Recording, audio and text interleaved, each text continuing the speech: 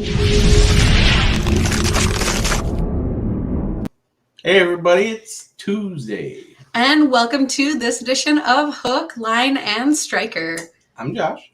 And I'm Emily. And we're here with a really fun guest tonight. So welcome to Clayton Schick. Hey Clayton. Hello. How are you guys? Pretty good. Excited to be here. Yeah. Awesome. I'm just sharing this here for you guys too, so we can get everything going on there. Sorry. No, that's good. Well, and with that being said, we love to get comments in here as well. So if anybody has any comments, any questions, if you are excited to be here as well, we have some come and share exciting that. people already. Awesome. And definitely post your comments, post questions, because that's what we're here for, and we'll be talking for the next hour-ish. So Deadly. I'm excited to be here. It's good we could make this happen finally, for sure. So, Clayton, it's clear that there are a lot of people who do recognize you, but, there may be a few who don't. So one of my first questions always, is tell us a little bit about yourself. Well, as I always say in my videos, my name is Clayton Schick, and this is the outdoors, but this really isn't the outdoors tonight. But I have a YouTube channel that I've been focusing on for the last probably 3 or 4 years, getting a little bit more mainstream now in the last year with the whole COVID situation. I'm actually a fishing and hunting guide at heart. I've been doing that for a lot of years, but with COVID and having a lack of guests and stuff like that right now, I've kind of focused more on just the YouTube part of it. So that's basically what I've been doing now for the last year solid. And I have to, kind of make fun of you a little bit, because when you posted about this morning, one of the things you said is that we were going to expose you about being, did you say a terrible fisherman or something like that? Terrible angler. Totally. And that's just it. It's like, I always tell people, they're like, how do you catch so many big fish, or what's your secret? And I'm always like, there's no secret. There's just time. So it's like, as soon as you hit me with any like fishing question, I'm gonna be like, there's no secret to that. You just got to put more time in usually, and that's what I always tell people. Comes down to is just putting time in as much as you can. I always like to tell people there's usually isn't many anglers that are better than other anglers. There's just some anglers that have more time than other anglers for the most part. Right. And that actually reminds me of one thing that I heard you say. I have to admit, I watched some of your videos as well. So, it's exciting to be here and talk to you. But you're talking sometimes about, looking at your trip in the positive way. So not every person has all of that time to put in, and I think there's a huge part of fishing is, your kind of mindset going in. It's not about the hook sets that you missed. It's about the fish that you did catch. Totally. And it's like any trip that you go on, it's like for myself, I usually basically start out the trip with like some kind of goal in mind. Now, if you don't hit that goal, don't get down on yourself, but maybe it's learning some kind of new technique or catching a new species, right? You always give yourself some kind of goal to shoot for on that day or that trip and that set. It just ends up with your trip coming together that much more. How could I say it? Everything else just kind of all ties together, and it gives your trip some kind of like I don't know the word I'm looking for, but purpose. It gives your whole trip a purpose of what you're out there for. So, and all of that starts with the whole prep for it, right? Putting your time in during the prep for it, the night before, the day before. Sometimes some of my trips now I'm planning a week ahead already, starting to make sure all that gear is together, ready to go. So that's where all the time comes in, right? It's not just out there, it's also prep as well. Well, that's a really good point, because there's a lot behind the scenes that I think people forget about, making sure that you have good line on your reels, making sure that you have your tackle ready to go. And there's a lot that goes into that. For sure. And for me, it's like, it's a completely different situation, because it's like, I got all that gear, and then I also got to worry about all the camera stuff. And if I get out there and realize I forgot my battery pack, I'm turning around for the day, because I can't make a video, and that's why I'm there anyway out on the ice, right? To me, it's more than the fishing these days. My job is to go capture the moment and make YouTube videos and whatnot. So I have the prep side of the fishing side of it, and I have the prep side of all the camera gear and all that. It's just so much thrown together, and that's why my truck always looks like it's exploding out the windows. There's just way more gear than I ever need. And well, when you talk about having your truck on the ice, down here in the States, not all of us have that much ice anymore. So you're really lucky about that. So with that being said, you are not in the US. So for people who don't know that, where are you in Canada? I'm in Saskatchewan, Canada, actually right on the Saskatchewan-Manitoba border.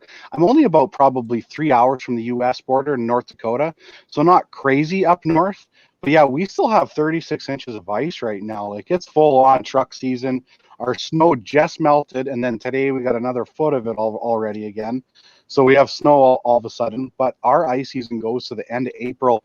If I want to go all the way into northern Manitoba area, it goes to the end of April. So I know I made a post on Instagram today, and people are already like, ice fishing's over. It's time to get the boats out. And I'm like, what? I'm like, I got 2 months left yet. Like, I would love to be in a boat at this time. Don't get me wrong, but I have a full 6 months of ice fishing. Like, literally November 1st. Sometimes I can get on earlier, right till April 31st. It's full 6 months. That's really, really lucky. You just made Emily speechless.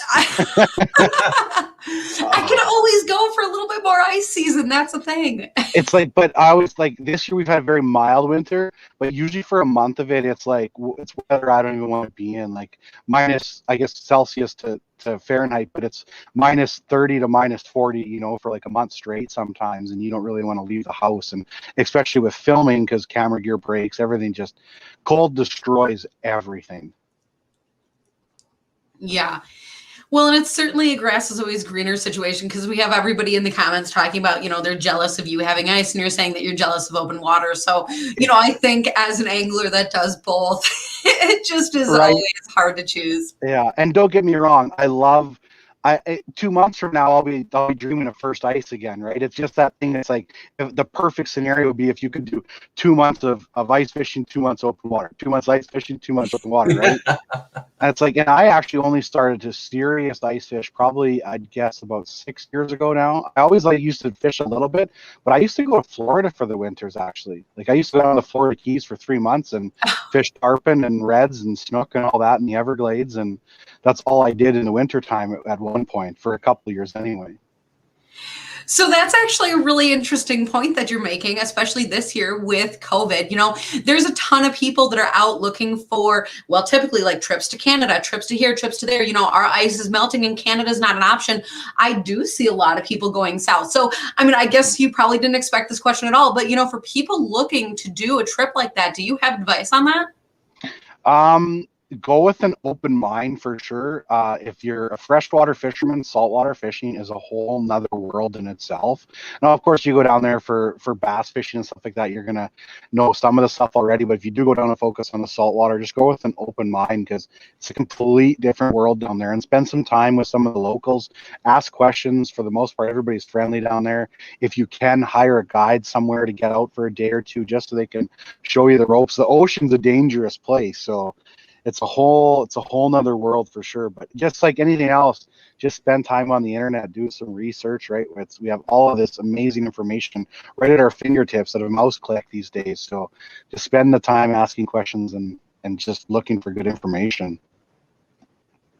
But I know you guys probably, a lot of people want to come up to Canada these days, and it's weird because a lot of your ice fishing is usually extended because people are going up to, especially Lake Winnipeg and northern Manitoba, right, from the Minnesota area and the Dakotas. You guys can't even cross the border right now for any of that, so it must be tough. Yeah, there's a lot of fishing trips that, didn't happen. I can't say that I specifically was planning Canada this year because, there was a lot going on. We didn't have shows. We didn't have expos, We talk about that all the time, but, there is so many amazing fishing opportunities out there. It's hard to not dream. No, for sure. And I always tell people that it's like a lot of the lodge owners up north. I'm like, just open your place up for like the Americans in the future. Obviously now they can't, but the amount of people that are driving, 10, 12 hours for a trip like that, it's amazing. We have the best burbot fishing in the world, and that's a species where you guys are probably in that everybody is so gung-ho about and want to do and want to fish it. There is some untapped fishing up there for burbot that nobody does. It's a whole nother door that can open in the future sometime. Yeah, that's awesome. Well, it's a hot topic around here because especially central Wisconsin, we have Lake Winnebago going on. You know, there's places in Minnesota where you can go and you can catch them. And I've seen people on some great bites, but you know, at least in Wisconsin, people wait until the spawn and it's a sometimes really short period and you have to be right place, right time, you know, and there's a lot of puzzle pieces that need to fall in place to make that happen. But again, you know, if you can go on a fabulous trip to a place where that's really a thing, and if you could get a guide to help show you some of those ropes, that really goes a long way. Yeah, like I'm talking some lakes up there where it wouldn't be hard to even find yourself or get pointed in the right direction, but you can probably catch 100 of them in a day. Like it would be nonstop. I know like during the off season for them in January when I'm fishing for lake trout, if I put my lure near the bottom, it's like one after another. It's almost at some of the lakes. It's insane. So is that a situation where they bite anything or you have something specific you put on the end of that line? It feels like they bite anything for the most part. The bigger, the uglier the glow you can get with some minnows on there, meat, it doesn't matter. They pretty much bite anything. They'll get super aggressive right before their spawn, but they'll eat rattle baits and jigging wraps. But during their spawn itself, their mind is on a different thing at that point, and the bite can slow down a little bit. Not that you won't catch some, it just slows down a little bit right during the peak of their spawn. That's interesting. It slows down during their spawn. You know, here it's the opposite thinking that that's exactly when people target them. So I would love to learn a little bit more about catching them maybe in the other parts of the seasons. Well, yeah, you guys like a lot of your walleye seasons and stuff like that closed, or are they closed already, right? So I think that's why a lot of people will focus on the burbot for the most part down there, right? It's you guys have a longer period that's closed. I can fish walleye in some lakes all the way to April 31st, and then it's closed for like 5 days, and I can go 5 hours south and I can start fishing them again, right? So you guys have a bigger window where it's closed. We can, if I drive far enough, I can get to open seasons pretty easy. Well, and that's a good point because there is a lot of seasons that closed recently, a lot of game fish around here, you know. I think on Green Bay, you're allowed to keep one trophy. So I don't know exactly what sizes or anything. Please check the regulation book and don't say I told you. But also, you know, the Wolf River, there's different regulations and there used to be, we're down to 3 fish. And I think that's still open. So, you know, there's places where our shores are totally deteriorating. We might not be able to get out on ice, but people are pushing ice out of launches and they're launching boats. I bet. I know like I don't know. I'm not exactly sure like where you guys are located exactly, but I know like the Rainy River gets like super busy this time of year too, right? Like it gets insane. I've seen photos where people are walking a mile after they park their vehicle. I'm like, to fish amongst 100, 200 boats. I'm like, no, thanks. I'm like, that's not for me at all. Yeah, that's something that happens out here quite frequently. You know, Wolf River, I'm sure up in the Rainy River. Mm-hmm. You know, there's a lot of fish to be had, you know, when they're going through a system like that. But when you're in a situation of bumper boats, I mean, I guess the best thing to remember is to be kind to others because you are close to those you're around. Totally. Yeah, no, it's always your karma, right? Anything you say can usually come back to haunt you later in the day at some point. So always try to be courteous to everybody. Yeah, absolutely. You know, and actually that's a common theme that we've been hearing in a couple of these shows recently. So, yeah, you know, it is. Keep up the kindness, people. Totally. We're here and we're reading. There's a few comments coming in. So some people chatting with each other about the border and whatnot. So it's a bummer that it's not open yet, but one day will be, and then we'll take our trip then. Somebody said ice or open water and why. I know you touched on that, but do you actually have a favorite? It's going to sound so cliche, but ice during ice fishing season and open water during open water season. Like, I would be upset if you took one or the other away from me, if that makes sense. Like, it's always like same thing. If somebody says, what, you know, if you can only fish for one species, what would it be? I'd be like, I would get bored, right? So if I had to choose, it probably would be open water for the most part where you can just do more with a boat. That being said, if I didn't have a boat, ice fishing 100%. Yeah. I definitely have to say that I use one and the other to help me as an angler in the other sport. You know, when I'm in my boat, I'm looking for spots for ice. You know, I'm looking for trends in fish. But on the other hand, sometimes in ice season, you can, you know, find yourself in unexpected places and maybe find a fish you didn't either. Yeah, and you're also able to get your body and your holes directly over places that you're not able to fish open water. And so you're able to learn some of the structure a little bit more in detail, which helps you fish at open water better. Yeah. And vice versa, you can go explore those spots in the open water to fish them better in the winter. Yeah, I can do so much more with cameras and underwater footage during in an ice fishing season than I can on open water, right? Because the boat's always moving. It's hard to get that. Everything's still. So in terms of viewer wise, I can make better footage for ice fishing for sure. Yeah. We do also have another question, and being a striker show, this is perfect. So your favorite float suit and why? It's changed. If you had asked me this question about 2-3 months ago, I would have had a completely different answer for you. I used to always be a hardcore hard water suit guy, and that was it.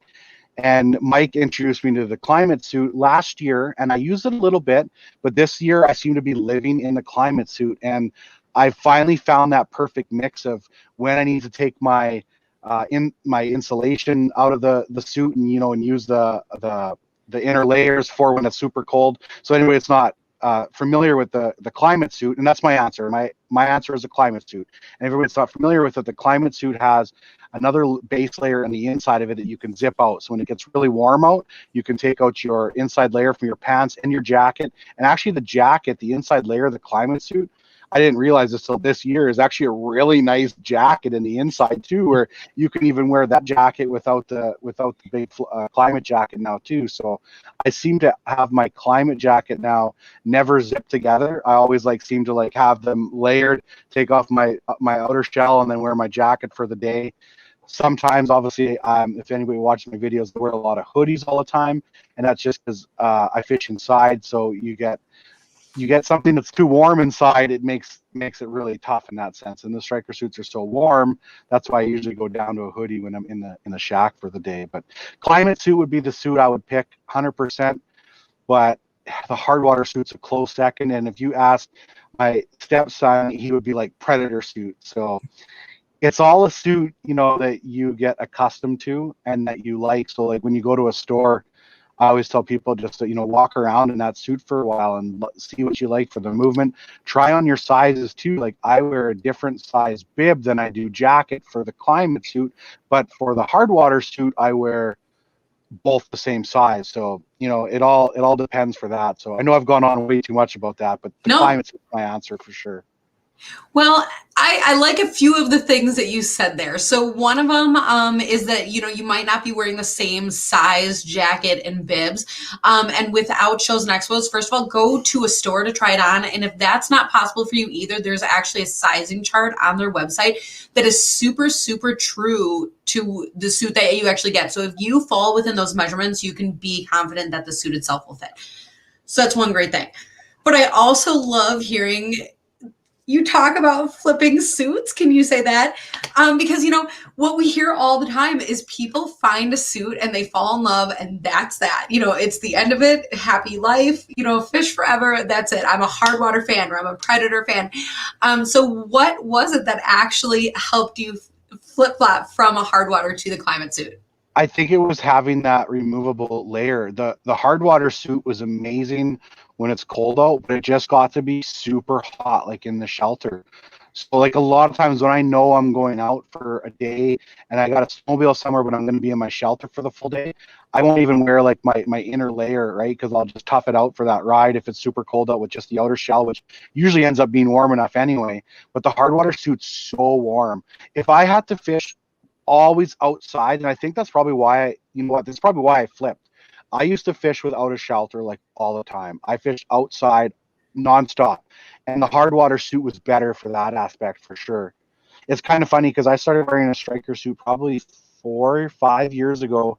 I used to literally wear the cheapest bibs and a hoodie all the time because I always thought most of the floating suits were always so bulky and so heavy. And I tried one on and I fished with it. I'm like, wow, I can fish with just a t-shirt and the jacket. I was like, I can do this. This is good. But to answer your question, that's why I made the flip finally. It was probably because I started to fish more inside, I think. So don't get me wrong, I won't let you pry either suit out of my hand because I still need both suits in different situations. I'm lucky to have both suits, but the climate suit for the most part would fit everybody's needs. And as far as the sizing goes, sometimes too, it's like if you are stuck in that in-between size, don't be scared to step up a size, because the legs that are on them, they'll fold up and they'll Velcro in there. So if you have a short person problem, you can get legs that don't stick out past your boots, and you can cinch everything up pretty good to snugly fit. So if you are in between that awkward stage in between sizes, I would go with the upsize instead of the downsize. Yeah, I would agree with that as well. We have a question from Ryan going back to burbot, actually. So he's asking, are they a good eating fish or just a sport fish to catch? And from what I've heard, it's kind of both. Can you expand on that? Burbot is probably the most underrated eating fish out there. I myself don't eat a lot of them, but I know a lot of people that do. They call them the freshwater, how is it? The freshwater lobster or whatever it is, because the poor man's lobster. You can like boil the chunks of the burbot and then do like a butter garlic sauce, and people say it literally tastes like lobster. But I know a lot of guys that will deep fry them in beer batter and whatever as well, and it's still good. So, and I've had it. It's unbelievably tasting fish. The nice thing about the burbot in terms of a sport fish and an eating fish is they also fight super hard. Like if you catch a 25-inch burbot, you'll think you have like a 30-inch or bigger walleye on. They put up that much more of a fight. They bite pretty hard. They're not as finicky as walleye either at times. It's like if you're in an area where the burbot are, you can pretty much catch them on anything. So I think it's a little mixture of being easier to catch at times and good eating is why they're gaining so much popularity. Yeah. And you said you didn't always fry those up, but I saw you do a fish fry recently, and I have to say we do them very similarly. We both do the Frank's fish fry. So to anybody who doesn't know about that, tell us a little bit about that. And that goes back to like my guiding instincts. It's like Frank's Red Hot. So everybody thinks when you deep fry fish, everybody's like, oh, do you have your egg wash in your milk or whatever and dump your fillets in it there and then put it in the flour? I'm like, no, I just take my bag of fish, dump a little bit of Frank's in there, mix it around, and then the flour, everything sticks to the Frank's. And then you get a lot of people say, well, I don't like anything that's hot. When you fry that Frank's, it takes out all of the hotness from it, the heat. You end up with a nice flavor still left from it, but it takes all the heat away from it. So one of my favorite recipes is Frank's Red Hot, just with your fillets, a little bit of roasted red pepper in that as well with the Frank's. And then just before you're going to put your fish into your oil, that's when you dump your flour in there. Now I've been using Jay's Catch and Cook, and I'm going to have a tough time using the regular flour now after using that stuff. It's so good. That's so funny. And definitely try that if you haven't, because it's delicious. I'm going to keep going with questions because they're coming in. So, kind of a generic question, but from Jordan, when is it time to work a flutter spoon versus a buckshot? I would say for the most part, your flutter spoons, any type of flutter spoons, and we'll go this instead of a buckshot. We'll say any type of flutter spoon versus your pound on the spot spoon. So a flutter spoon is something that's going to fall out to the side, and you can kind of work it back into the middle. A pound on the spot spoon, like a buckshot, will have more weight where it's just straight down, very, very little movement back and forth like that. You want to use a flutter spoon when you're not amongst a lot of fish, because a flutter spoon, especially if you're in 25 feet of water, it'll swing out 10, 15 feet to the side, and then you can just pump it all the way back to your hole. So you're going to work a larger area, a little bit more action with it. A time to use a spoon like the buckshot, a pound on a spot spoon, is when you have a lot of fish in your area and you don't have to make as much commotion to draw them in. They're already there. That's when you don't want to scare them away as much. Not to say you can't use a flutter spoon to catch the fish when they are in that area. But a pound on the spot spoon, I call them, like a buckshot, is nice when you're on top of the fish. So flutter spoon to draw them in, buckshot when you're sitting on top of the fish.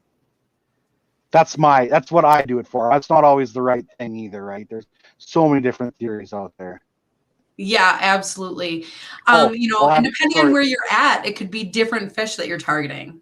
Totally. I'll add one more thing to that. A flutter Yeah. spoon will fish a lot better without bait, and then you can use bait like an eyeball or a minnow head or something on your pound on the spot spoons. Flutter spoons work better without bait because as soon as you put bait on the end of that flutter spoon, it kills most of its action, and you don't get your nice wobble down, or it's not going to go out as far. It's going to have more of a dead action. Again, not to say you can't put an eyeball on it. I do a lot of times, but if you want to get best action out of a flutter spoon, you don't want to run it with any bait at all.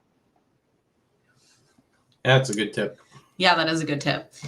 Kind of a different question. It's not on there, it's from me. So we're talking about baits though, and I feel like we ask this question a lot. In a situation where you're choosing live bait or plastic, do you have a preference, or you're one of those rare both people? Well, see, where I fish in Saskatchewan, we don't actually have any live bait allowed. So we're only used to use dead minnows. We can use eyeballs off of fish that we've harvested, or maybe pieces of fish like gullet or belly meat or stuff like that. So I should say, if the bite's super hot and aggressive, I'll fish a naked spoon all the time. If I have to coax them a little bit, I have no problem putting an eyeball on there or a piece of belly meat or stuff like that. So I don't have a preference. I'd rather fish without it. Like sometimes I'll get on a super hot rattle bait bite with no bait at all. And that's probably one of my favorite things, just because as soon as you have to start to mess around with bait, that's when things get sloppy. That's when your hands will get cold. That's when you take more time putting the bait on instead of fishing. So if my preference would be no bait for sure if I can. Well, and I love what you're saying about it affecting the action of the different lure that you're using, because I think a lot of times people get so caught up in what the bait is that they forget about, what they have on the line being the bait itself. So I love that. Yeah, it's really like if you're going to use a jig, of course you're going to use some kind of bait with it, right? A jig and a minnow, something like that. That's your purpose. But when you put on a spoon, for the most part, you're already representing that bait, right? So if you can get a reaction strike out of them, I know reaction is such a weird word because it can be a positive reaction or a negative reaction, but you're getting that fish to eat that spoon because he thinks that is the minnow already, right? Like, unless you're getting into a finicky situation where they have to take time and like sniff the bait and check it out, that's when you're going to want to wish you have some kind of minnow head or something on there. But for the most part, try just a naked flutter spoon. You'd be surprised how many fish you'd catch without bait. Yeah, absolutely. Moving on for questions here. For people who do still have ice season, Jordan is asking, how do you find the edge of a weed line if you don't have a camera? That's a good question because I don't fish a lot of weed line stuff where I'm from. Like, I know you guys have a lot of stuff where you fish panfish that are like in amongst all the weeds. Most of our weeds, for the most part, if you don't see weeds in the first, like, the reservoirs that I fish anyways, in the first like 10 feet of shoreline, there's probably going to be no types of weeds there anywhere. So if you don't have a camera, hopefully you have like a flasher that you can use, but you can get a reading off of your flasher for those weeds too. Crank your signal up a little bit more. When you put your flasher down, you'll get some kind of weird lights between your bottom and your actual, like, where the weeds end. So you'll have like a red. I use a hummingbird, so I'll have a red bottom, but then I'll have like a bunch of yellow and green where it's like a solid area there and it's kind of flickering a little bit, and that's kind of where you can find your weed edge. And then just keep drilling until you just have hard bottom, right? So then that's probably where you could find your weed edge for the most part. That's something I don't do a lot or don't have to do. So that's just what I would do if I had to go look for weeds. And, I would really, really suggest this is one of those times where, scoping things out in summer is really beneficial for winter, because if you know where those giant clumps of weeds grew once, what you need to remember is that as the season goes on, they kind of die off. So whether they die in clumps or when they die from the edge out, as an angler, you're able to go and probably look at that, because weeds are only ever growing so deep. It's never going to be so far down there because it doesn't get the light to grow. So even if you're in a situation where you don't have a flasher and you don't have a camera, you're going bare bones, the way that your grandfather taught you or something like that, you can a lot of times put your hook down the hole and sometimes you'll grab onto those weeds. Are they there? Are they not? Are they green? Are they dead? So no matter what level of technology you do or don't have, I mean, I think that's something, again, if you're putting in the time, you don't always have the time, but then you do your best based on what you know from the summer. Totally. That's a great thing with putting your hook down. That's very smart. I wouldn't even have thought of something like that.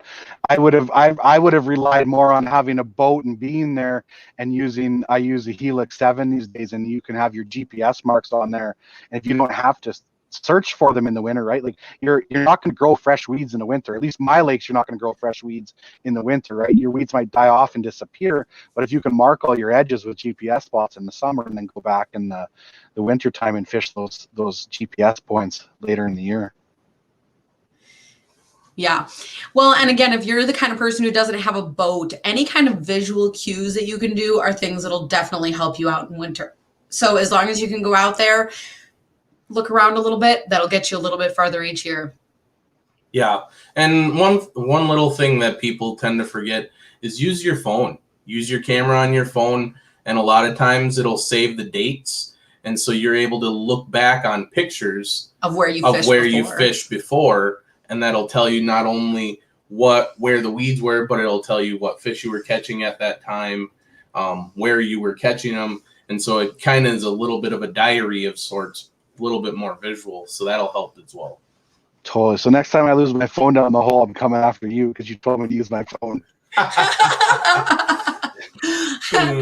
You got a lot of technology out there. If you lose your phone, that's not on me. Yeah.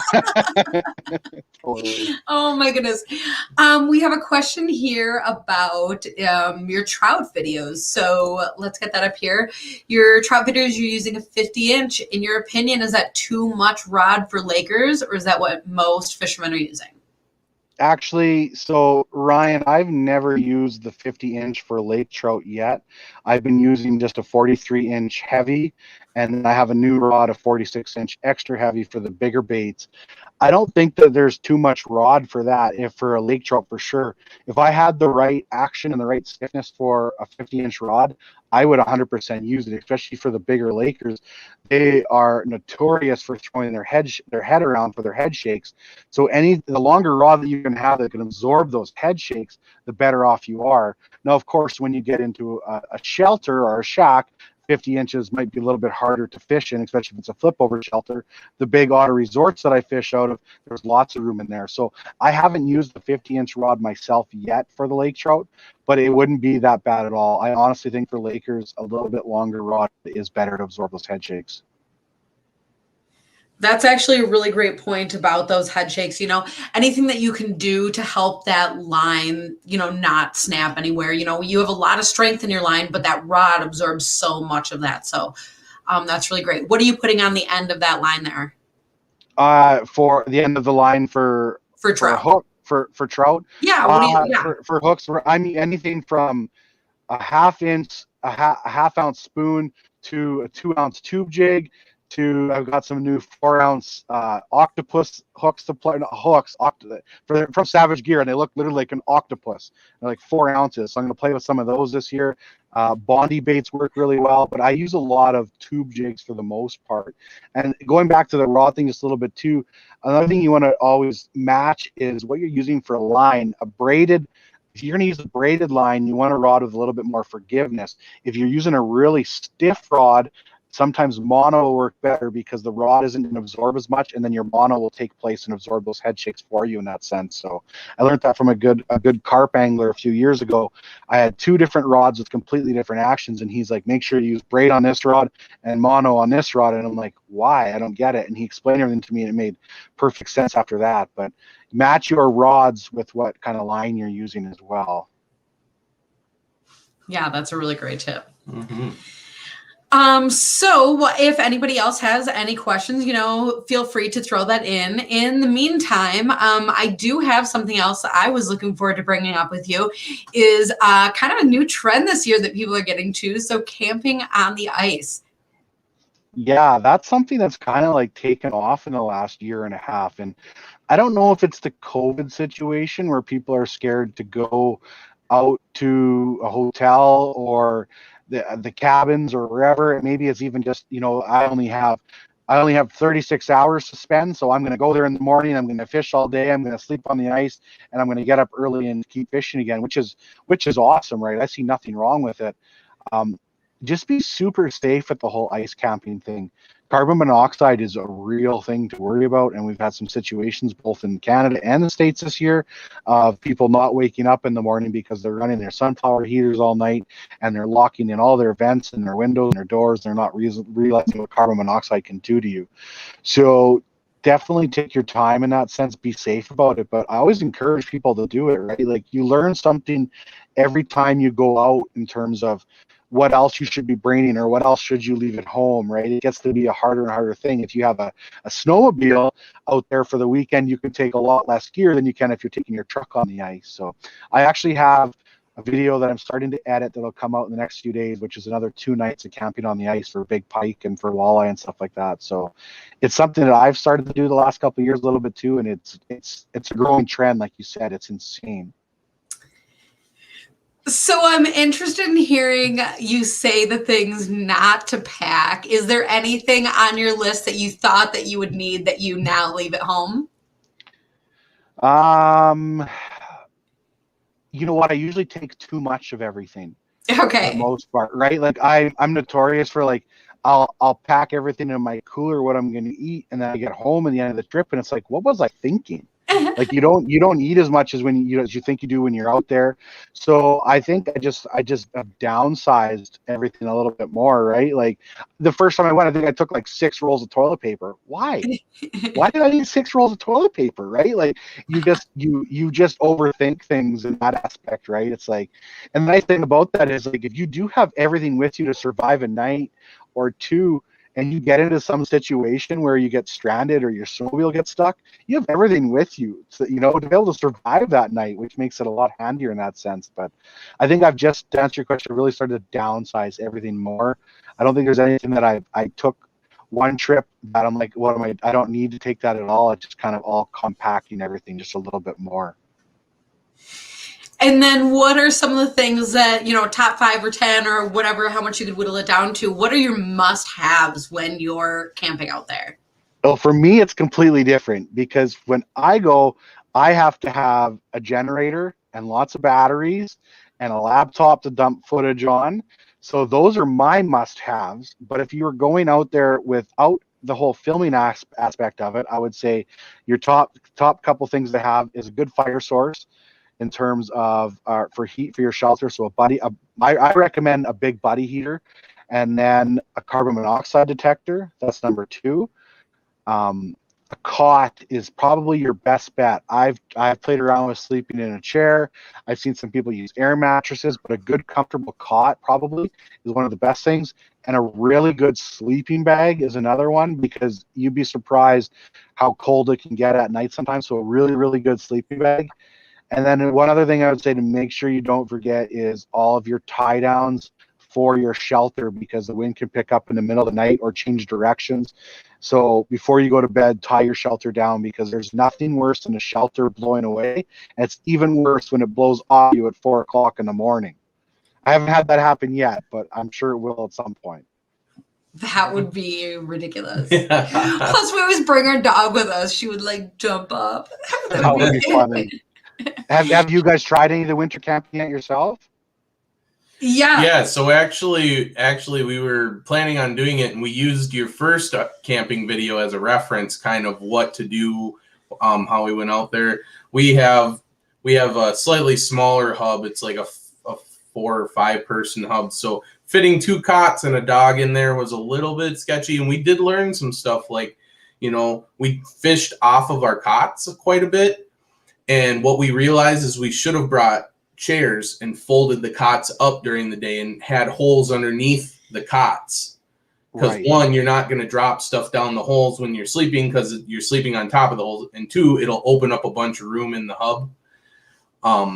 But yeah, we're already planning on upgrading a little bit this summer and getting a bigger setup and doing a little bit more next year. Because I think the thing about it is it's like an ice castle that you can customize, but it's one that you're able to bring out on smaller lakes, stuff in the backwoods that don't have landings. And, when you're fishing with a half dozen guys during the day, but then at night they all leave and you're the only ones on the ice the next morning, that's pretty awesome. Nobody can beat you to your spot if you're already there. Right. You're already there. Yeah, but if you made some great points. If you aren't gonna like fish while you're sleeping with lines in and stuff like that, you would be better off having your cots where you take them in or out, right? Like it'd be nothing to put them outside of your tent during the day when you're fishing, right? Or just bring them in for the last couple hours when you're gonna start to go to bed, type of thing. So Yep. I'll mention my newest video. The hardest thing about ice camping is staying organized. If you're not perfectly organized when you're out there, it's a complete gong show. If you're always looking for something, it turns more into a camping trip than it does fishing. So that's one of the hardest things about the whole ice camping thing is your fishing time might go down just a little bit depending on how organized you are. If you're super organized, your fishing time is going to be great. And I'll just add one more piece of equipment that I think made our camping trip probably the most enjoyable, plus it also helped carry gear out, a milk crate. You're able to put your heater on a milk crate and keep it up off the ice, and it keeps the ice from melting, but then you can also use it to stuff stuff in when you pack out. Totally. People will come over to my garage and they'll be like, did you rob a grocery store to get all those milk crates? Milk crates are the ice fisherman's dream. It's like they fit nice in the sleighs and organized side by side. You can throw everything in. They can get thrown around, and they're usually pretty durable. Milk crates are awesome. Yeah. You can tuck them under your we have a dozen of them in our garage. They're so good. That's funny. There is a good question here on actually, I think it goes along with, at being at night, fishing at night. So you're using your Otter pop-up. What else are you using to make yourself visible at night? That's really important here. Snowmobiles, if it's trucks on the ice, if it is whatever, you do just want to be visible out there. Totally. So the Otter shelters that I have, the new ones, have this beacon that come with it, and you can buy them to put them on any of your shelters, but it's just like a beacon that you see at the airport that just flashes. So I have one of those. I have two of those, one on each end of the shelter. Shelters these days too have really good reflectors, tapes all around them. And then somebody recently, and I apologize to him in this video that's got coming up, I forgot his name, but he sent me a bunch of this rope that has like reflectors all along the rope. So now where I tied all my shelters down, I can put this rope along all of the tie downs. I'm lit up like an airport landing strip. If somebody hits me, they've had way too much to drink. But I do think that is a concern for sure, right? Like, especially in a high traffic area, that would be the worst, having a snow machine run into you. And I think there was a situation like that somewhere in the States this year, if I do recall, but I couldn't imagine having a sled be run into in the middle of the night. Like, that'd be amazing. Yeah, well, and even just something like, you were mentioning before, if you have a snowmobile that you're going in and out of the landing, you want to make sure that you don't just set up your shack and then not be able to find it. And that sounds really stupid, but it's amazing how hard some of the shacks become to see, or how hard they are to see at night. I think I saw in a video, you might have some power boxes, but we have power boxes that we use with our lithium batteries, amped up batteries and powered up Milwaukee boxes, but they have a little switch on it, two really high powered lights. And we will sometimes put one of those power boxes out there. It's really easy then if you have a friend coming out to meet you. Hey, I have those really bright lights outside my shack. It's amazing when you have something out there like that, how far away some people can see that. Totally. It's good. It's just another safety factor that people should have on their shelter, right? Just anything that makes you more visible. I always joke in my videos, I don't want a plane to land on me, but really I don't want a snowmobile to run into me more than anything. Yeah.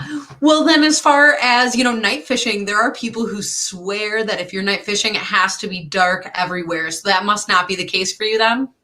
I don't buy that at all, to be honest with you. Now, of course, that's just my opinion, and I've caught big walleye at pitch black, and I run piles of light in my shelter to film with, right? So it's really hard to say in that aspect. You know what, if you're fishing in 8-10 feet of water with really shallow, maybe that is a thing. I'm not sure, right? It's not something that I have experience with, or at least played around with. So anybody that has put a pile of time into it, I would definitely trust their opinion more than mine for sure.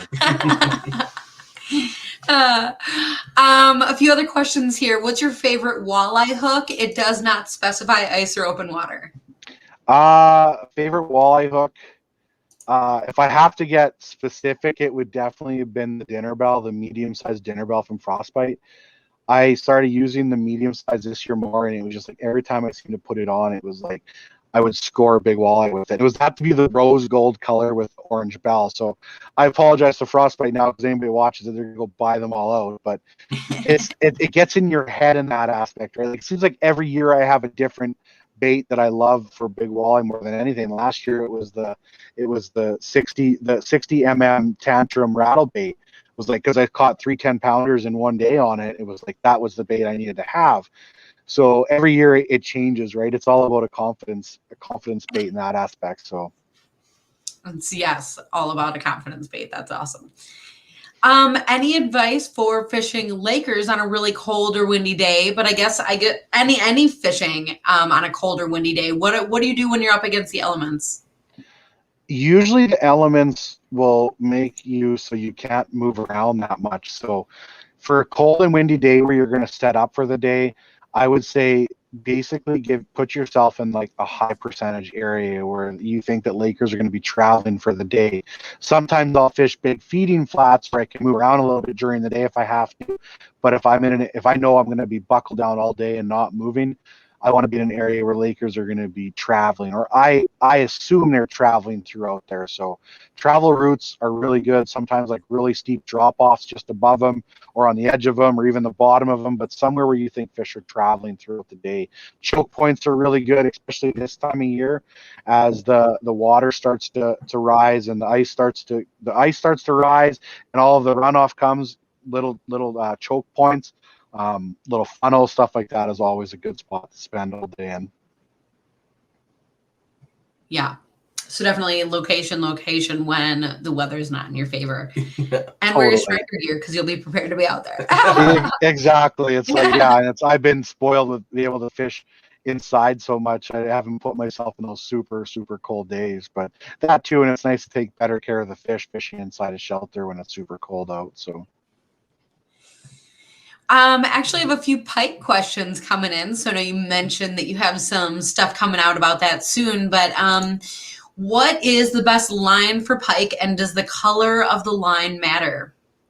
So if they're talking ice fishing, my pike fishing, all that I do is all pretty much on 20 or 30 pound braided line, but I run about an 18-inch wire leader from my line to my bait, and that's just because all the pike that I fish for, I wouldn't dare run fluorocarbon because they're going to bite you off like crazy. So color to me doesn't really matter that much. It's more about your bait presentation, especially for ice fishing. I feel just having your bait sitting there perfectly. Sometimes it can be up higher, sometimes it can be down low, but I don't have a specific line that you should be using for pike.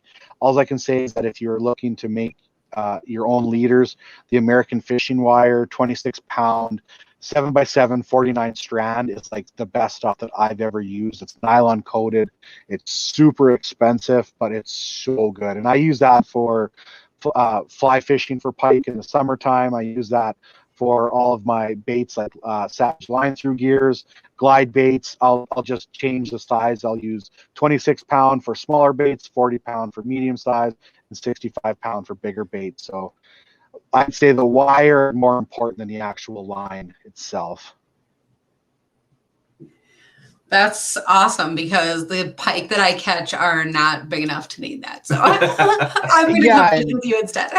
you can land pike right on your fluorocarbon line and stuff like that, but the one that you do want to catch is the one that's always going to break you off because of that. So I'd rather be more prepared in that sense of having the right wire for sure. That's actually a really great point. Around us by the bayous and, right now it's closed, so don't go fish for pike. But, I think even when you're fishing around brush and stuff, it is also important to, have line that's strong enough to handle the elements of what the fish is going through, that, you can safely retrieve that fish without it getting all kinds of tangled and brushed before it breaks off, because you would hate for that to happen. So, I mean, I guess that's a good point, is, better to always be prepared than not. Totally. It's always, people always make the wrong assumption that line is depending on what you're fishing for in terms of species. Your line is more for what kind of action or baits you're using, or for what kind of structure you're fishing around. Like, you look at the bass guys, who, I know when we went down to Texas, we're using 85-pound braid and like 40-pound fluorocarbon leaders. And it's like, what? And it's like, well, you got to yank them out of that timber. They're like, yeah, but you're only catching like 3-4 pound bass, or 8 pound at the biggest. Why do you need such a big line? So it's what you're fishing for in that sense, right? A lot of our reservoir lakes that have a lot of trees, we'll fish like 80, 100-pound tip-up lines. So you do have that strong line to break free those tree branches or whatever else, right? It all depends what you're fishing for, or the lures that you're fishing for, more than the fish that you're fishing for, if that makes sense. Mm-hmm. Absolutely. And while we're talking pike, have you ever gotten on to the hot dog trend, or is that too American? Oh, did we lose you? Are you frozen? I'm here. Okay, there. I'm here now. Okay. I haven't got on to the hot dog trend, only because I've seen too many photos of pike not digesting the hot dogs. So I don't know. I don't, maybe it's just those photos that they caught the pike right after, right, and cleaned them, and the hot dogs are still in them. If I know that the pike can digest those hot dogs, I have no problem with it at all, right? But if I know that those pike are stealing all those hot dogs off of people's bait and they can never digest them, I'm not a big fan of it. So I've never got into the trend of it. I know it's been a huge thing for sure, but I think people are realizing just how good a bait just hanging there can be for pike in itself. Like, I've done the same thing with flies. You just hang them there and pike come by and they eat feathers, right? It's just shitting that perfect horizontal presentation, and they just think it's an easy meal. That's actually a great point, again, because when we were talking about cameras earlier, and that's a really fun thing. If you have a camera, at some point you are going to run into a pike, and at some point it is going to snap at the camera. But what happens in the moments between running into that fish and the actual snap, the bite, is really, really interesting. Sometimes, that pike is really ferocious and it swims right up and kind of snaps and leaves. Sometimes it comes up and it like really noses the bait and like bumps it around, and it does all kinds of things that you wouldn't even necessarily realize until you see it happen. And so to have that dead bait down there, or something so still down there, sometimes really is what gets the bite. If anybody has any science, totally. Now, I don't know if you guys haven't. Oh, it broke up a little bit. Repeat that if you can. We got our. Sorry. If you guys haven't seen I have 2 big pike videos out this year with the underwater footage, and it's like, not to be cocky, it's some of the best underwater footage ever captured for pike underwater. It's insane.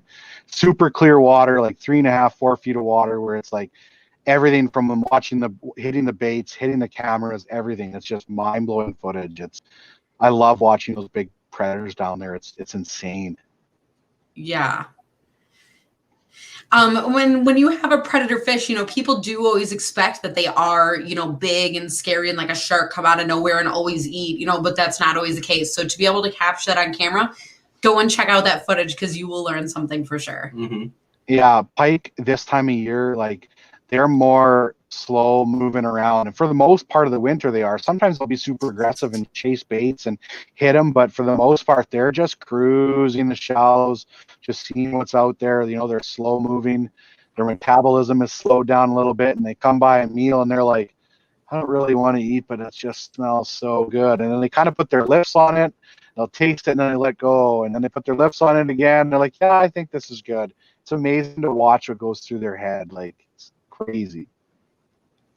It is crazy for sure.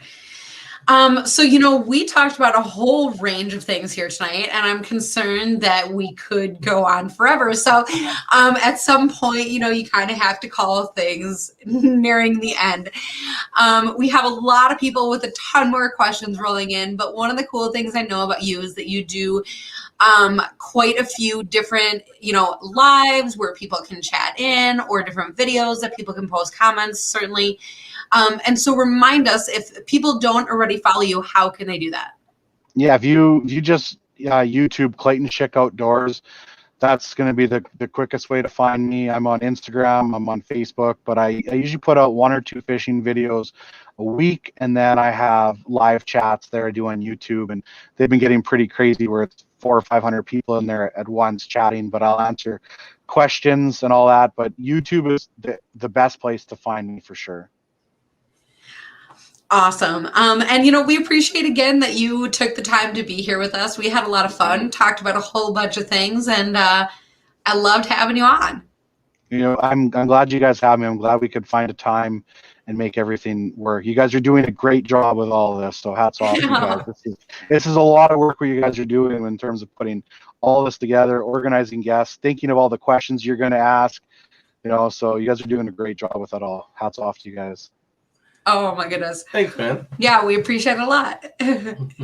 For those of you at home, thank you to you as well for taking your time to be with us and ask all these questions, because that's always a lot of fun too. Can't wait till next week. I think we're talking to Darren Green of Line Cutters. So check out those line cutters. They're awesome. Mm-hmm. And otherwise, we'll see you on next week's episode of Hook, Line, and Striker. Have a good night, everybody.